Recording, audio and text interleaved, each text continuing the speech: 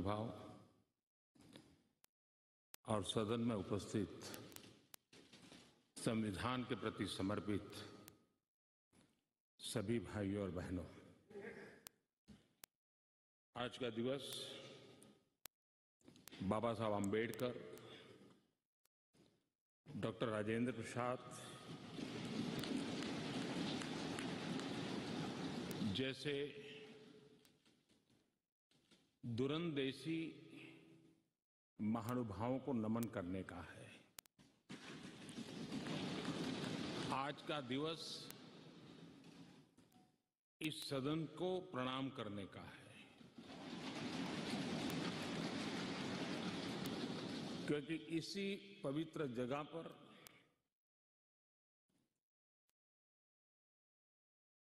महीनों तक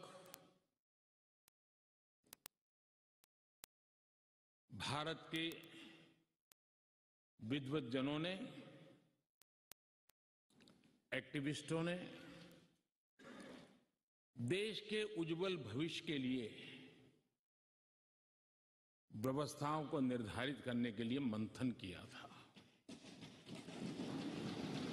और उसमें से संविधान रूपी अमृत हमें प्राप्त हुआ है, जिसने आजादी के इतने लंबे कालखंड के बाद हमें यहां पहुंचाया है। आज पूज्य बापू को भी नमन करना है। आजादी की जंग में जिन जिन लोगों ने अपना बलिदान दिया, अपना जीवन खपाया, उन सबको भी नमन करने का यह अवसर है। आज 26/11 हमारे लिए एक ऐसा दुखद दिवस, जब देश के दुश्मनों ने देश के भीतर आकर के मुंबई में ऐसी आतंकवादी घटना को अंजाम दिया। भारत के संविधान में सूचित देश के सामान्य मानवी की रक्षा की जिम्मेवारी के तहत अनेक हमारे वीर जवानों ने उन आतंकवादियों से लोहा लेते लेते अपने आप को समर्पित कर दिया, सर्वोच्च बलिदान दिया। मैं आज 26/11 को उन सभी बलिदानियों को भी आदरपूर्वक नमन करता हूं।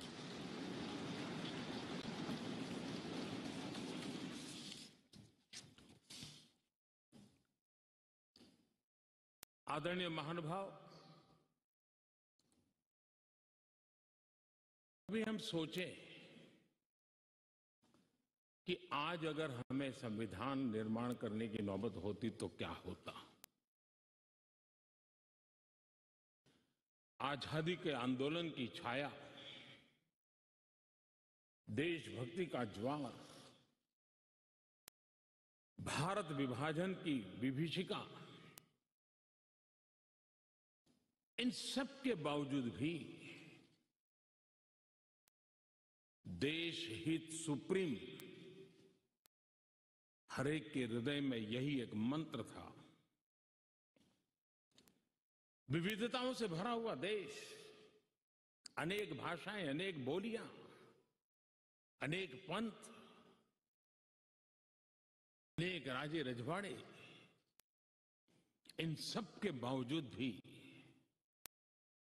संविधान के माध्यम से पूरे देश को एक बंधन में बांध करके आगे बढ़ाने की योजना बनाना, आज के संदर्भ में देखें तो पता नहीं संविधान का एक पेज भी हम पूरा कर पाते, क्योंकि नेशन फर्स्ट कालक्रम से राजनीति ने उस पर इतना प्रभाव पैदा कर दिया है कि देश हित भी कभी कभी पीछे छूट जाता है।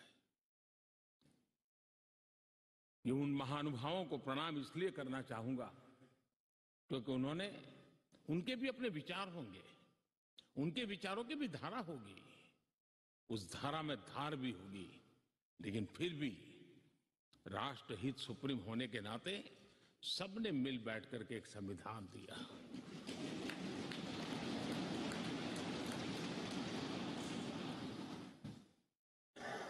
साथियों, हमारा संविधान ये सिर्फ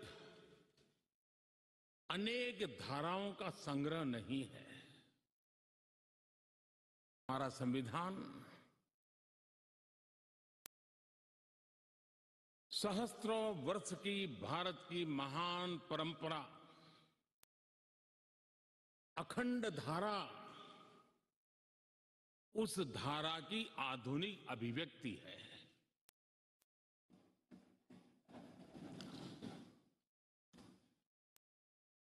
और इसलिए हमारे लिए लेटर एंड स्पिरिट में संविधान के प्रति समर्पण, और जब हम इस संवैधानिक व्यवस्था से जनप्रतिनिधि के रूप में ग्राम पंचायत से लेकर के संसद तक जो भी दायित्व निभाते हैं, हमें संविधान के लेटर एंड स्पिरिट को समर्पित भाव से ही हमें अपने आप को हमेशा सज्ज रखना होगा। और जब ये करते हैं तो संविधान की भावनाओं को कहां चोट पहुंच रही है उसको भी हम नजरअंदाज नहीं कर सकते हैं। और इसलिए इस संविधान दिवस को हमें इसलिए भी मनाना चाहिए कि हम जो कुछ भी कर रहे हैं वो संविधान के प्रकाश में सही है कि गलत है, हमारा रास्ता सही है कि गलत है। हर वर्ष संविधान दिवस बना करके हमने अपने आप को मूल्यांकन करना चाहिए। अच्छा होता देश आजाद होने के बाद 26 जनवरी प्रजासत्ताक पर्व की शुरुआत होने के बाद हमें 26 नवंबर को संविधान दिवस के रूप में देश में मनाने की परंपरा बनानी चाहिए थी, ताकि उसके कारण हमारी पीढ़ी दर पीढ़ी संविधान बना कैसे, कौन लोग थे इसको बनाते थे, किस परिस्थितियों में बना, क्यों बना, हमें संविधान कहां ले जाता है, कैसे ले जाता है, किसके लिए ले जाता है, इन सारी बातों की हर वर्ष अगर चर्चा होती है तो संविधान जिसको दुनिया ने एक जीवंत इकाई के रूप में माना है, एक सामाजिक दस्तावेज के रूप में माना है, विविधता भरे देश के लिए ये एक बहुत बड़ी ताकत के रूप में पीढ़ी दर पीढ़ी अवसर के रूप में काम आता। लेकिन कुछ लोग इसे चूक गए। लेकिन जब बाबा साहब आंबेडकर के 125वीं जयंती थी, हम सबको लगा कि इससे बड़ा पवित्र अवसर क्या हो सकता है कि बाबा साहब आंबेडकर ने इस देश को जो बहुत बड़ा नजराना दिया है उसको हम हमेशा हमेशा के लिए स्मृति ग्रंथ के रूप में याद करते रहें। और इसी में से, और मुझे याद है जब सदन में इस विषय पर मैं बोल रहा था 2015 में बाबा साहब आंबेडकर की 150वीं जयंती के निमित्त इस काम की घोषणा करते समय, तब भी विरोध आज नहीं हो रहा है, उस दिन भी हुआ था कि 26 नवंबर कहां से ले आए, क्यों कर रहे हो, क्या जरूरत थी। बाबा साहब आंबेडकर का नाम हो और आपके मन में ये भाव उठे, ये देश अब सुनने के लिए तैयार नहीं है।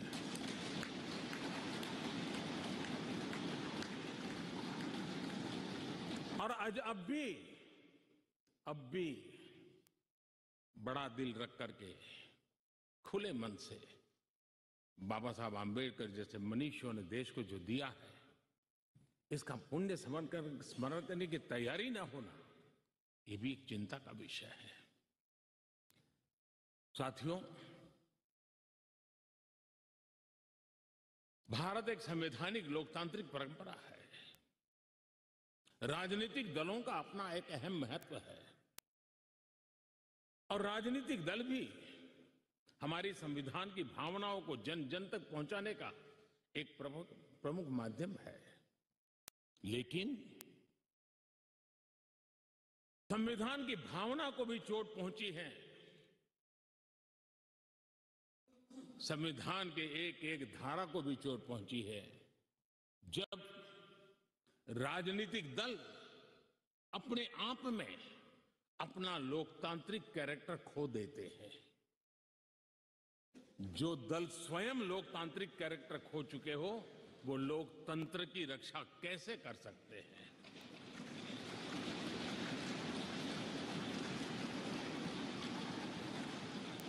आज देश में कश्मीर से कन्याकुमारी, हिंदुस्तान के हर कोने में जाइए, भारत एक ऐसे संकट की तरफ बढ़ रहा है जो संविधान को समर्पित लोगों के लिए चिंता का विषय है, लोकतंत्र के प्रति आस्था रखने वालों के लिए चिंता का विषय है, और वो है पारिवारिक पार्टियां।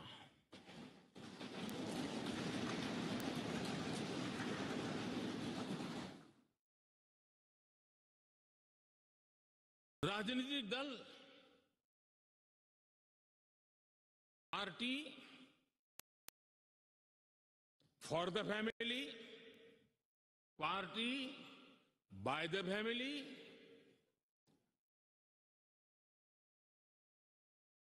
अब आगे कहने की जरूरत मुझे नहीं लगती है।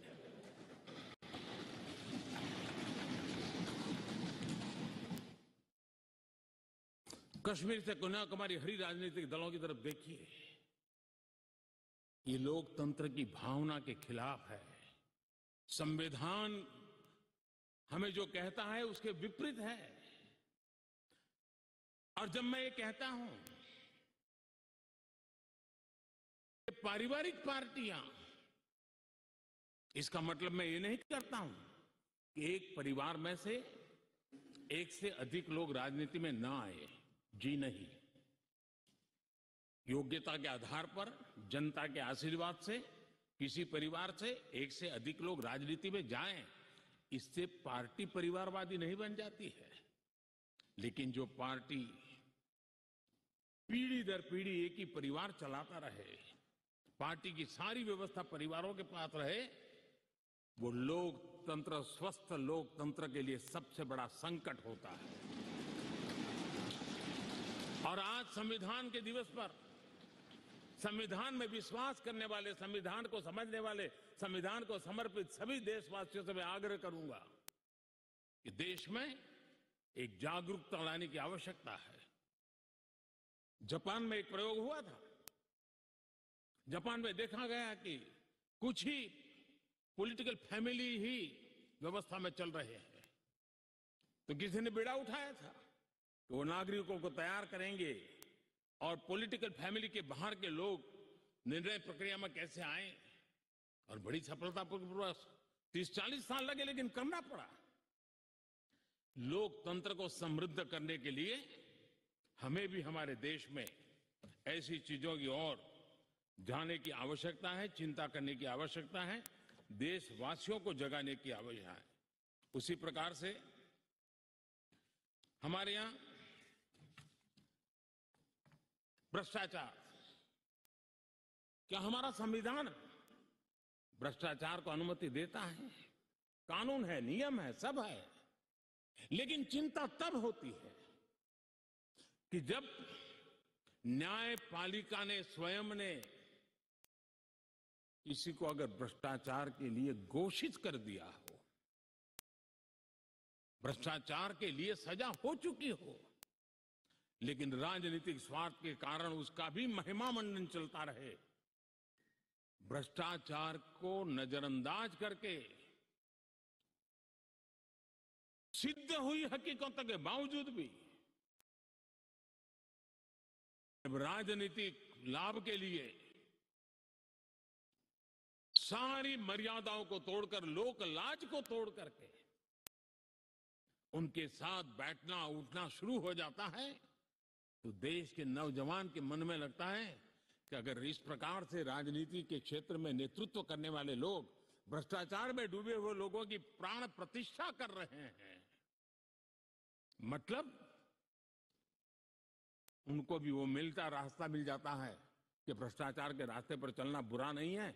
2-4 साल के बाद लोग स्वीकार कर लेते हैं कि हमें ऐसी समाज व्यवस्था खड़ी करनी है। क्या समाज के अंदर, हाँ, भ्रष्टाचार के कारण कोई अगर गुना सिद्ध हो चुका है तो उसको सुधरने के लिए मौका दिया जाए, लेकिन सार्वजनिक जीवन में प्रतिष्ठा देने की जो स्पर्धा चल पड़ी है, ये मैं समझता हूं अपने आप में नए लोगों को लूटने के रास्तों पर जाने के लिए मजबूर करती है, और इसलिए हमें इससे चिंतित होने की जरूरत है। ये आजादी के 75 साल है, ये अमृत काल है। हमने अब तक आजादी के 75 साल दरमियान देश जिस स्थिति से गुजरा था, अंग्रेज भारत के नागरिकों के अधिकारों को कुचलने पर लगे हुए थे, और उसके कारण हिंदुस्तान के नागरिकों को उसके अधिकार मिले, इसके लिए लड़ना बहुत स्वाभाविक था और जरूरी भी था। महात्मा गांधी समेत हर कोई भारत के नागरिकों को उनके अधिकार मिले, इसलिए वो लड़ते रहे, ये बहुत स्वाभाविक है। लेकिन ये भी सही है कि महात्मा गांधी ने आजादी के आंदोलन में भी अधिकारों के लिए लड़ते लड़ते भी